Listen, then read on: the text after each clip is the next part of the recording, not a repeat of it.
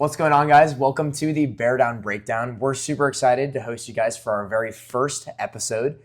We love talking about sports. We love talking about Baylor. So again, we're super excited that we get to start this and just kind of talk about that with y'all. Again, this is our first episode, so you could be more pumped. Obviously, Baylor sports is starting to kind of take off here with football and all kind of everything all around. The school year just started to kick off, so we just finished week 1.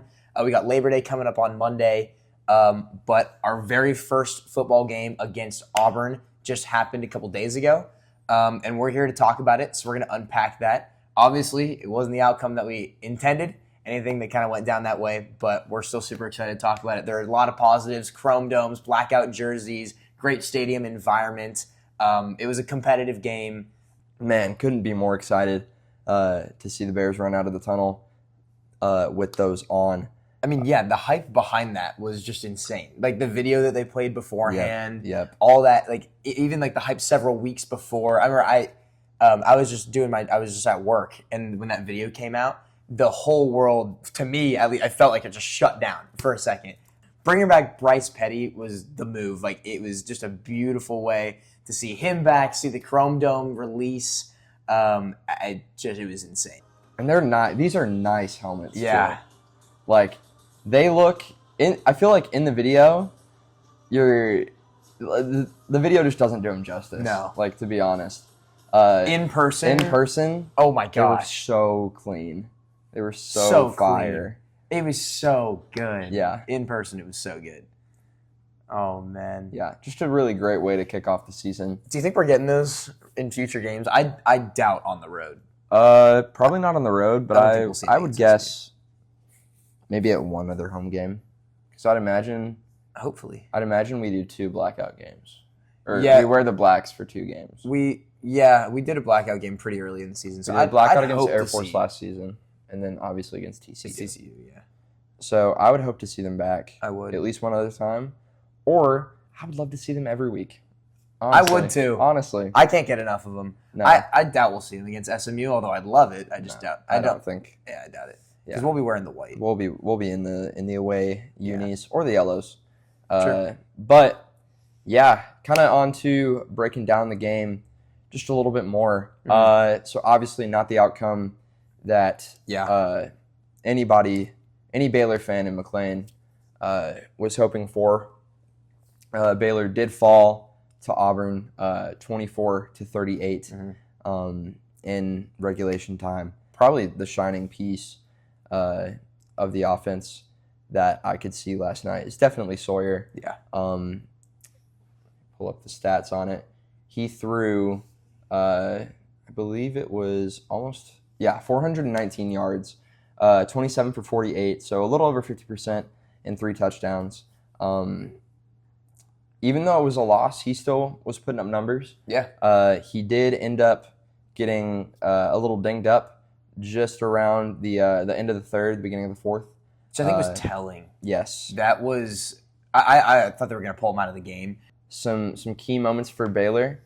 Definitely Kobe Prentice and his 33-yard tutty. Going a little deep. Sawyer showing off the deep ball there for 6. That was in the second quarter. And there were about 2.5... Or there was 3 minutes left in the half right there. And then also, Caden Knighton was the RB2 for us this week. He was really able to step up and get it done on the ground as well. Him and Bryson as well, Bryson Washington. Mm-hmm. They were both just able to get a couple of runs in. Auburn was very effective at stopping our running plays when we did call for the run. But Baylor was mostly taken to the air this game, and there were some key moments. I think I would love to see us throw the deep ball more. I think we're definitely capable of that. Josh Cameron, obviously, stand out. Yeah. Ashton Hawkins, stand out as well. I just think we have a really strong receiving core, and we got to keep going to those guys and taking advantage of Sawyer's arm in the air, as well as Bryson on the run game. And And I feel like with that, we will only continue to grow and continue to see success. So Yeah, 100%. I think exactly what you're saying. We are still a strong team. I still have faith in our team. I don't think that this is career-ending. I think Auburn is exactly what they are. They're an SEC school. They had an SEC O-line, which was huge. I mean, you could see those guys on the field were massive, like absolutely huge. And I even said this when we were at the game, like coming around to that fourth quarter, you just never really know, like if like players will keep up and keep their stamina. And I think that was one thing that we kind of fell short on, was unfortunately not keeping up that stamina and being able to push through to that last part of the game. But yeah, I still think we played relatively well. There are a lot of problems, a lot of things to fix, but exactly what you're saying, Sawyer's arm and things like that, there are also a lot of positives that came out of it. A big, tough loss that we knew going into this game was Pendergrass. I didn't think we knew how much of a loss that was going to be, but it's tough. Losing Pendergrass was tough. Yeah, we definitely need someone to fill that position as soon as possible in order to keep up with games like against SMU. Jackson Arnold definitely was able to take command of this game. I think the biggest stat that he was able to come out of the game with is he was their leading rusher. He had 16 carries for 137 yards, averaging 8.6 yards and 2 touchdowns. So, I mean, he was just killing us on the ground. And he was able to walk in a couple touchdowns for them. And I think that's what really made the difference in the game for Auburn specifically. They were able to block really well up front for him and just create space. And I think that's what ended up being the deciding factor in this game. Yeah, I totally agree. But, that's a lot of the negative. That was the unfortunate part. But I think aside from the actual players and the game itself, the stadium environment was at an all-time high. Yeah. I don't think I've ever been in McLean at a completely sold-out stadium, so that was really, really, really cool. The fans and the students all showed up. We were all in black, walking around the stadium with Justin, just talking to people, getting people's thoughts on the game, seeing what they thought was going on. That everyone had such a positive take on everything that was going on. There was so much hope in the stadium. So, I mean, obviously the environment was just an all-time high. I loved walking around and talking to people. We actually have a couple clips that we'd like to share with you guys, so we're going to go and play those real quick. What up, what up? Hey, final score, we're going to call it 30-33 Baylor. I'm saying 32-27. It's toasty. It's so hot. Josh, Well, let's go. Baylor 27, Auburn 20. score prediction? What did Josh say? I agree with Josh. 27-20, Baylor. All right, y'all, I'm with Miles. He's going to kind of give us his thoughts on the game so far. Miles, what are you thinking? I feel like, Sawyer, I just want him to get through all his progressions and not look so one-sided. On defense, we got to stop the run. We were so scared they were going to go for the passing, but they're really just running it down our throat. So if we can, pack the box in and just rely on our outside DBs, I feel like we can give them a run for their money. So that's what this half has for us, and second. It's been great so far. It's so good to be back in McLean, and our Bears are hanging in there so far. So Yeah, for sure, for sure. I think we're still in the game. I don't think we were ever out. So I have faith. But I am dehydrated though. I'm dehydrated. Half team anyways, so it's good. We're good. I believe in them. I believe in them. We need some points. I love us going for it on fourth a couple of times. We punch it in, we're right there. I like a lot what we're doing. We got a touchdown. We don't look that bad. I have more faith in our receivers than I thought I was going to have, and our student section is still at full bloom, so feeling pretty good. I agree with the touchdown. I think we're doing better than I thought we would, but I'm hoping that we're going to let this second half, we'll do better and we can win. I thought we were going to be doing better than we are right now. Touchdown was awesome. Their touchdowns were not. Our kicker, great, and also I missed Austin Pendergrass. Real talk. I think we're struggling with the run defense. Need to contain the quarterback a little bit better. I think we're struggling with SEC size, too. Yeah. I think that's been difficult. Yeah. I don't think it's terrible. I think we need a big second half. Yeah. That's what made it such a fun experience, even though it didn't end up our way. It still was such a good time. Any thoughts on stadium environment or anything like that? No, McLean was bumping. It's always good to be back for the first game of the season. It's always good to just kind of walk in and see everybody. I was seeing people I haven't talked to all summer and just being like, "Yo, what's up?" Yeah. Cutting through people, weaving in and out of people.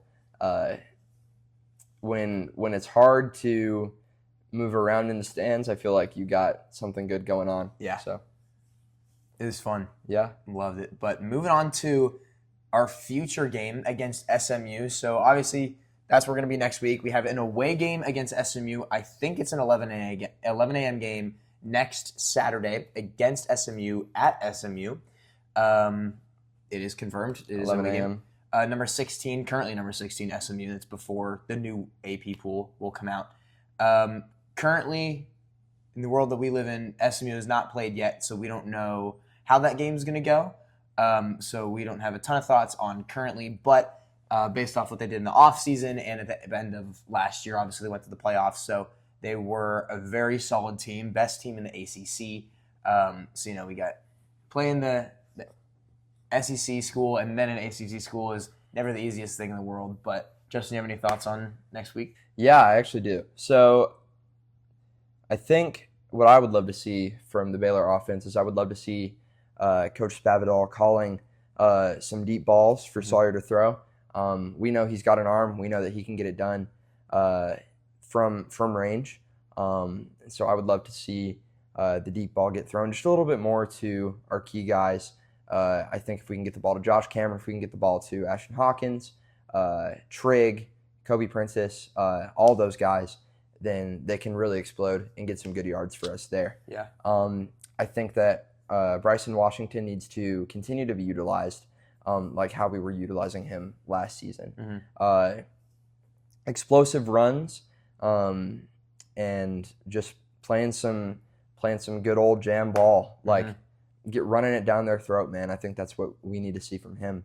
And he was doing a little bit of that last night. His number didn't get called too much, but I would love to see us just go to the well and just keep pushing it and keep running him hard because that's what he loves to do for us.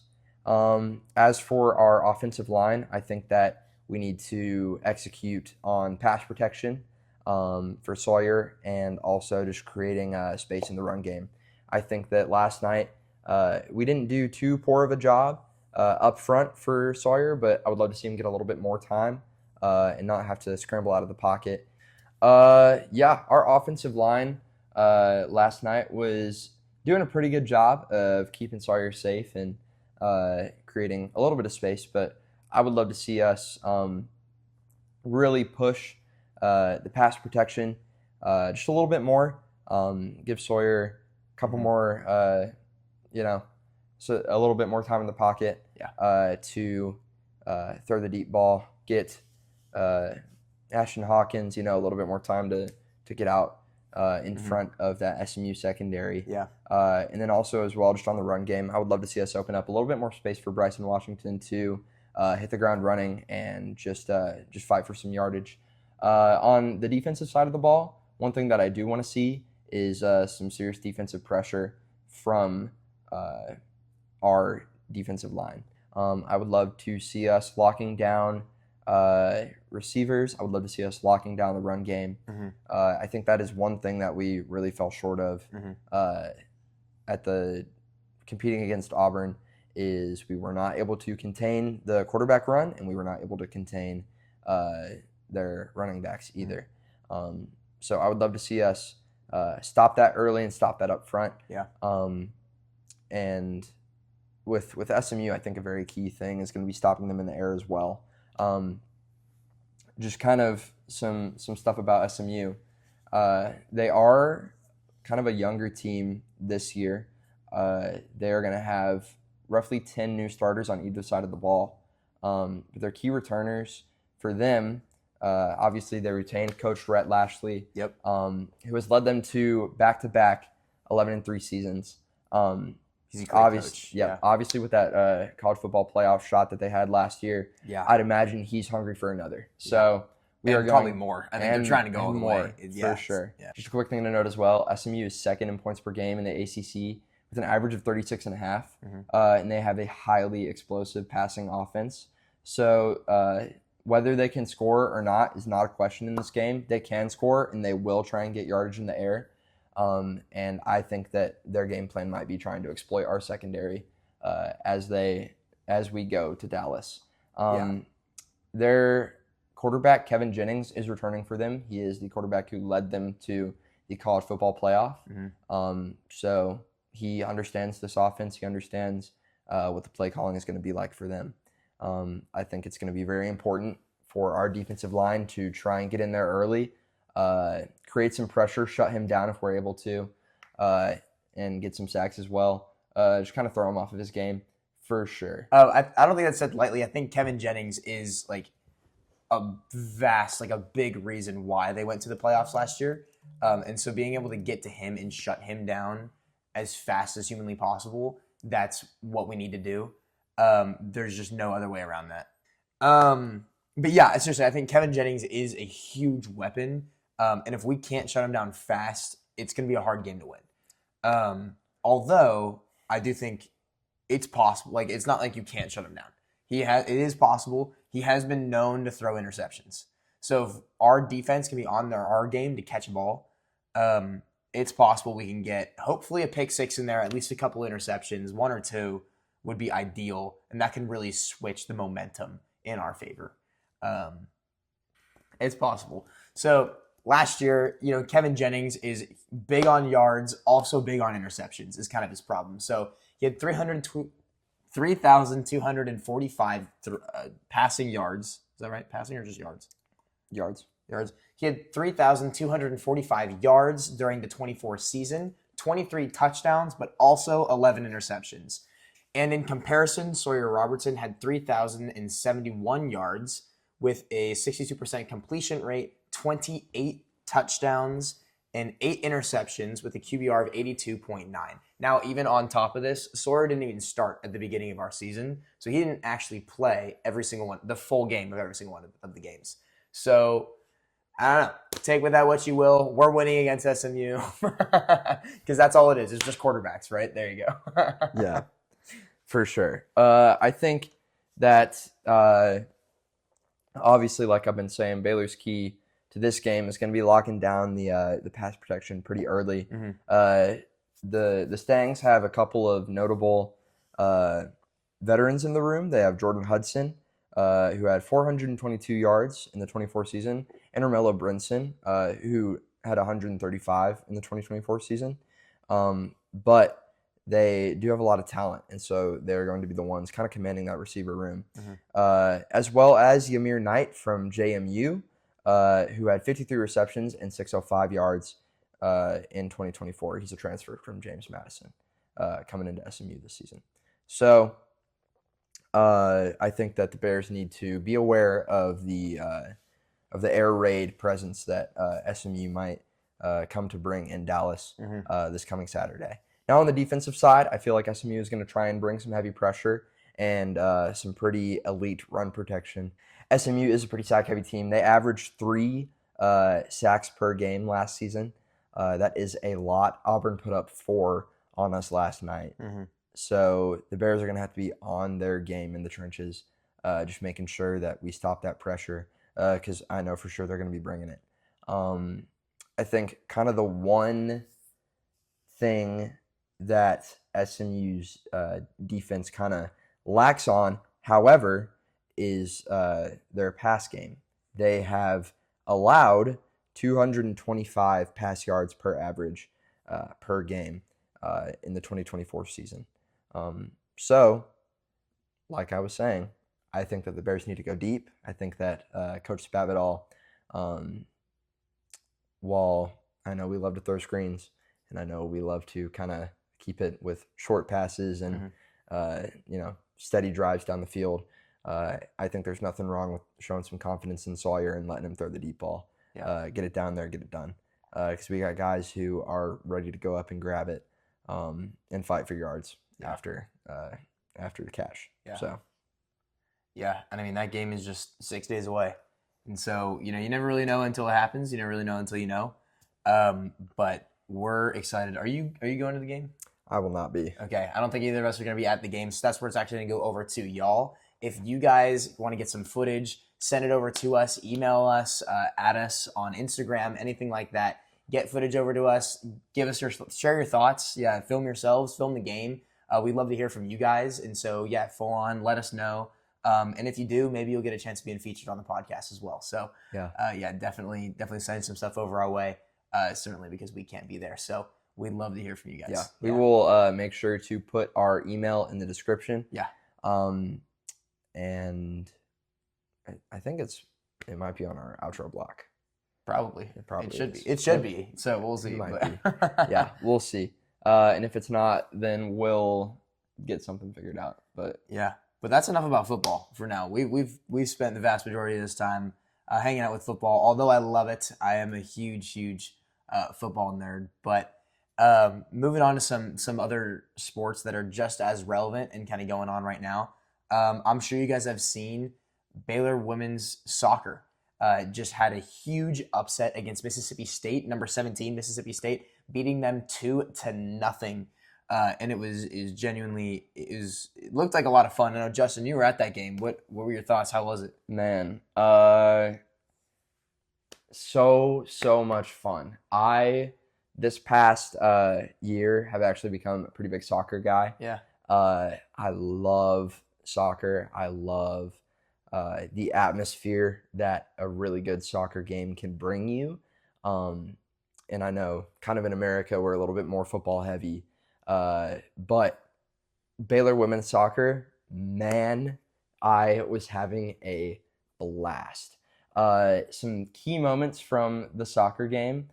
So first of all, Mississippi State was ranked number 17 coming into this game. That's nationally. And we were able to score 2 goals on them in our home opener.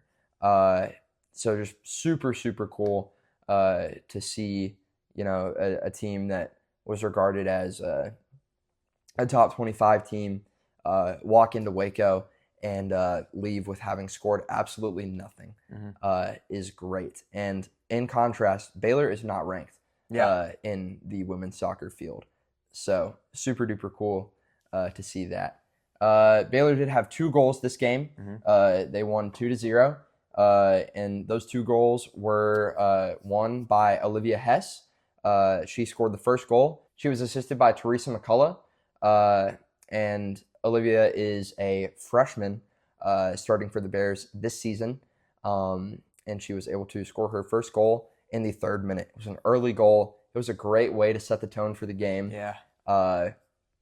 And man, what was so great is I feel like in soccer, you score early and then you still have to fight to make sure that the game stays within reach. A 1-goal lead in soccer, realistically, is not too far from or it's not too much of a lead, is what I'm trying to say. Yeah. And for the Bears to have to, first of all, score against the number 17 ranked team in the nation, and then continue to fight for that lead is phenomenal. Yeah, so the second goal of the game came from Ariana Jemison. She was assisted by Alicia Lockett. That occurred in the 81st minute. So when that goal was scored, you kind of knew the game was over. Yeah. Only 9 minutes to go. But yeah, I mean, the atmosphere is just so cool. Yeah. At those games at the Betty Lou Mays Field. Would definitely love to make it out to that September 4th matchup at 7 p.m. Yep. And see if they can get it done against Texas. Which we're going to try and make our way out to. I think September 4th, 7 p.m. against Texas here in Waco. There is a shirt giveaway I didn't know that. Okay. Yes, there is. It's their green out game. And okay, cool. I didn't know that either. This is awesome. It's their green out game. So it should be a really good game. Yeah. We would love to get out there, support the women's soccer team. Yeah. Support the Bears and see y'all there. Wear green. Yeah, wear green. Yeah. And then a really fun game for them coming up. September 14th, they're doing corgi races. Oh, yes. At the field. You have to shout that. Yes. Which is so sick. Which we are 100% going We to. have I'm not to go. missing that. I'm not missing the corgi race. I'm very excited. Is there a video for that? Hold on. Corgi racing? Yeah, no, like the... I don't know how to spell it. I'm sorry. Corgi. I don't help you spell it. Corgi. Hold on. There has to be. Is there? Oh no, there's no hype video for it. I thought there was. No. But yeah, corgi racing is coming to the soccer field on September 14th. We're definitely covering that. We are so I going. can't wait. We're so going to so that. Going. What's great is I think the Stanford game, the football game, is like a couple days after or right before or something like that. It's right around the same time. It'll be... And so we'll be like fresh off a Stanford win. Yeah, really looking forward to that corgi race. I think that is going to be... That's got to be unique. It's going to be so fun. It's going to be... Yeah, it is going to be so cool. It's going to be so cool. It's going to be sick. But some more about some women's sports here. Volleyball. Obviously, we're kind of a volleyball school. They've taken over the Farrell Center. Them and Akron Tumbling are over there now. And so they got a whole stadium to themselves. They don't got to share with basketball anymore. And they just dominate that Gold Dome.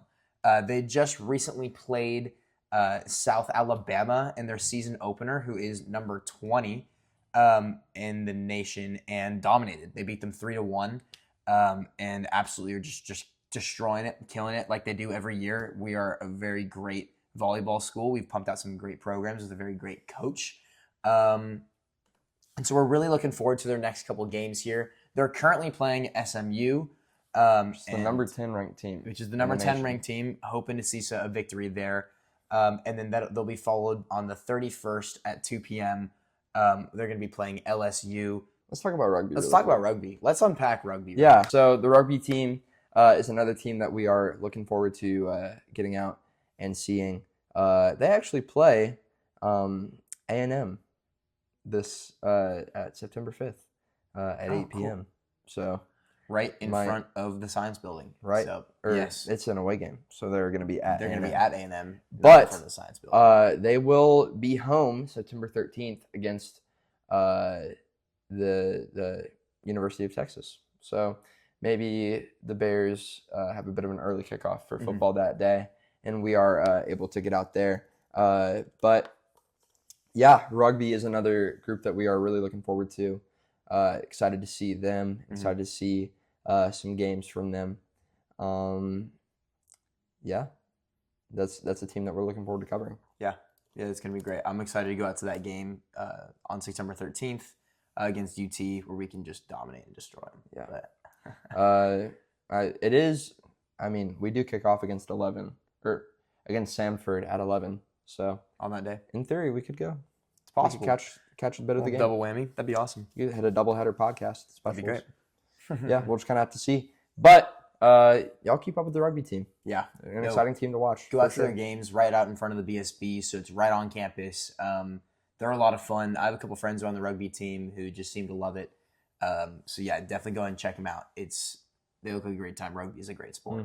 But yeah, we're super excited to go out to the rugby game on the 13th. Hopefully we can kind of double whammy that, go to Samford and then to the rugby game, which would be kind of fun. For sure. 13th. And then the next day followed by Corgis, which I'm going to keep plugging, which I think would be awesome. Yeah. But yeah, that just kind of wrap things up here. I think last thing we want to touch upon is cross country. Yeah. Cross country will be competing at the Gerald Ritchie UTA Invitational. That's going to be in Arlington on September 5th. So that is Friday. That meet starts at 7:30 a.m. And we're not entirely sure which schools are going to be competing in that until the final announcement is made for competitors. Because I believe they're still accepting entries. But hopefully Baylor can go in there and run hard and compete well for the school. Yeah. No, yeah, we're really looking forward to that. Looking forward to seeing them compete and running hard and trying their best. And yeah, it's going to be great. All right, guys. This concludes episode 1 of the Bear Down Breakdown. Thank you guys so much for tuning in. As always, make sure that you are liking this video. Make sure that you are commenting, following, sharing, subscribing, hitting the big 3, man, you know. everything. Yeah, we're super excited and happy you guys made it to this point in the video. We're just excited to keep pumping these out. There's gonna be weekly. They're gonna start coming out on Mondays. They're gonna be 2 days after a football game, so that's why this one's coming out just a little bit earlier because we had a Friday Night Lights game. But yeah, they're gonna mostly be coming out on Mondays at noon. So please tune in then. We're super excited to be here. So yeah, please like, comment, share, subscribe, all that kind of good stuff. And if you guys are at the SMU game, please reach out with any footage you got.